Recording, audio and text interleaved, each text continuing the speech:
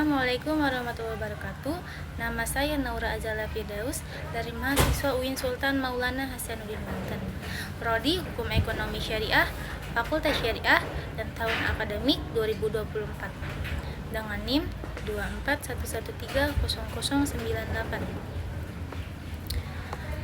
Saya akan menjawab soal UTS akhlak tasawuf. Soal yang pertama, saya akan menjelaskan apa itu akhlak Islam.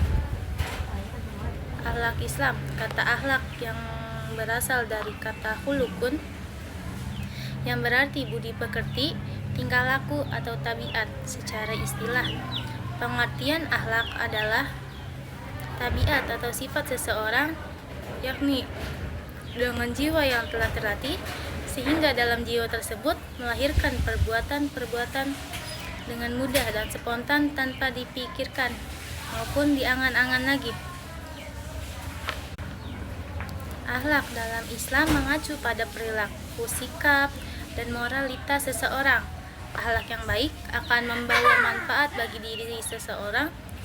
Akhlak merupakan bentuk pengalaman dari akidah dan ibadah, ajaran pokok agama Islam yang terdiri dari aspek akidah, ibadah, dan akhlak. Berintegrasi membentuk kepribadian manusia untuk holistik pada seorang muslim. Akhlak terhadap Allah Subhanahu wa Ta'ala, yaitu sebagai sikap atau perbuatan yang seharusnya dilakukan oleh manusia sebagai makhluk kepada Tuhan sebagai Khalik yang Maha Kuasa. M. Kuwai Syihab mengatakan bahwa titik tolak akhlak kepada Allah Subhanahu wa Ta'ala adalah pengakuan dan kesadaran bahwa tiada Tuhan melainkan Allah Subhanahu wa Ta'ala. Ia memiliki sifat-sifat terpuji.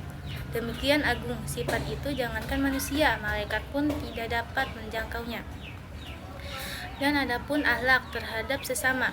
Akhlak kepada sesama berarti kita harus berbuat baik kepada sesama manusia tanpa memandang kepada siapapun orang tersebut, sehingga kita mampu hidup dalam bermasyarakat yang aman dan tentram.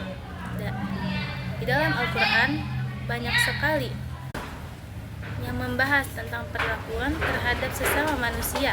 Tidak hanya larangan seperti membunuh, menyakiti, atau mengambil harta tanpa alasan yang benar, melainkan juga sampai kepada menyakiti hati.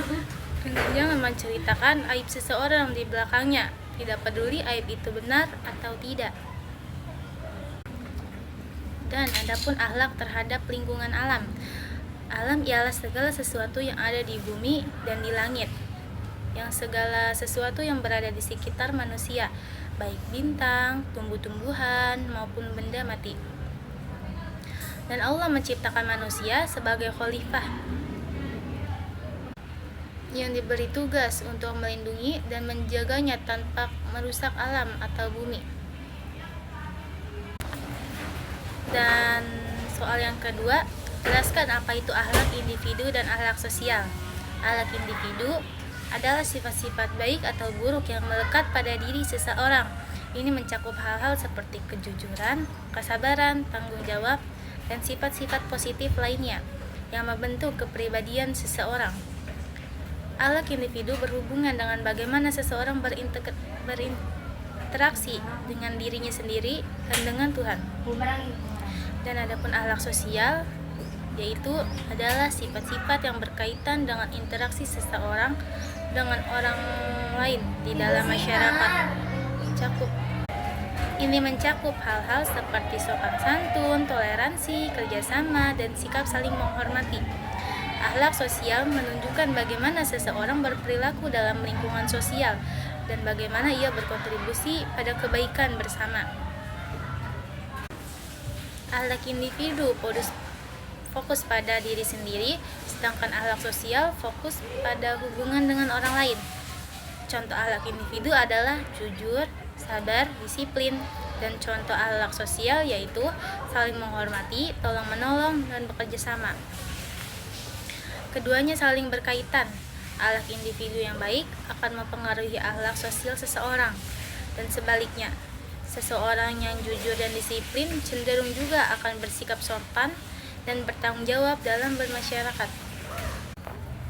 Soal yang ketiga, saya akan menjelaskan maksud tanggung jawab dalam Islam. Dalam Islam, tanggung jawab dalam bahasa Arab yaitu mas'uliyah, merupakan konsep yang sangat penting dan mendasar. Ini bukan sekedar kewajiban, melainkan juga kesadaran akan konsekuensi dari setiap tindakan yang kita lakukan. Tanggung jawab dalam Islam memiliki cakupan yang sangat luas, meliputi hubungan dengan Allah, diri sendiri, sesama manusia, dan alam semesta. Dan adapun konsep dasar tanggung jawab dalam Islam yaitu yang pertama, amanah. Tanggung jawab seringkali diibaratkan sebagai amanah, yaitu titipan yang diberikan Allah kepada manusia. Setiap nikmat, rezeki, kemampuan, dan posisi yang kita miliki adalah amanah yang harus dijaga dan digunakan sebaik-baiknya. Dan yang kedua, pertanggungjawaban.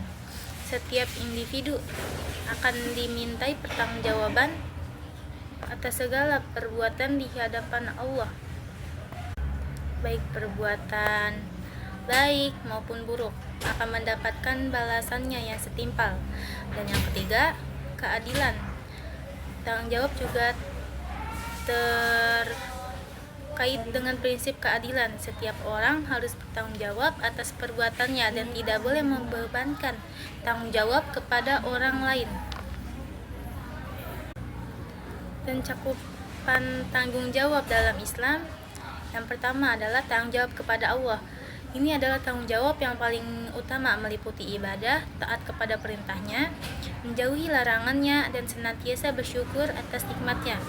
Yang kedua, tanggung jawab terhadap diri sendiri, meliputi menjaga kesehatan, jasmani dan rohani, mengembangkan potensi diri, dan selalu berusaha menjadi pribadi yang lebih baik.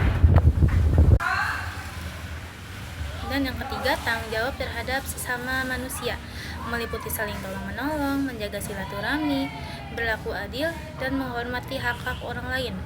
Yang keempat, tanggung jawab terhadap alam semesta, meliputi menjaga kelestarian lingkungan, tidak merusak alam, memanfaatkan sumber daya alam secara bijaksana. Dan contoh tanggung jawab dalam kehidupan sehari-hari yaitu yang pertama, kita sebagai pelajar belajar dengan sungguh-sungguh, menghormati guru dan menjaga nama baik sekolah.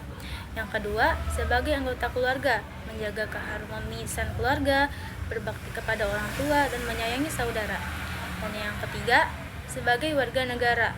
Sebagai warga negara, menjaga ketertiban dan keamanan negara, mematuhi peraturannya dan berpartisipasi dalam pembangunan negara. Yang keempat, sebagai pekerja, bekerja dengan bersungguh-sungguh, jujur, dan bertanggung jawab. Kesimpulannya, tanggung jawab dalam Islam adalah fondasi bagi kehidupan yang baik dan bermanfaat. Dengan memahami dan menjalankan tanggung jawab dengan sebaik-baiknya, kita akan mendapatkan keberkahan dan kebahagiaan di dunia maupun di akhirat. Sekian jawaban dari saya, kurang lebihnya saya minta maaf. Wassalamualaikum warahmatullahi wabarakatuh.